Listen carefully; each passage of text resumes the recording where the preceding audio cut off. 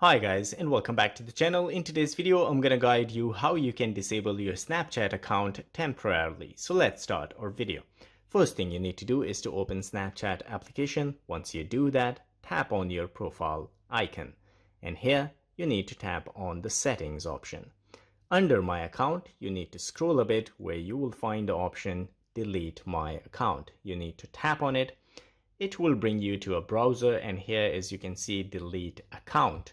So there is no option that you can temporarily deactivate your Snapchat account. All you need to do is to delete your account. For that, you need to enter your Snapchat username, and then you need to enter the password and tap on continue. So what that will do, it will disable or delete your account for 30 days. Within 30 days, if you are logged into your account again, you will reactivate your account. So basically, it is not deletion permanently. You have 30 days. If you want to come back and logged into your account, you will be able to reactivate your account. But if you do that after 30 days, your account will be permanently deleted. So guys, if you like the video, don't forget to subscribe. I will see you in the next video. Till then, take care.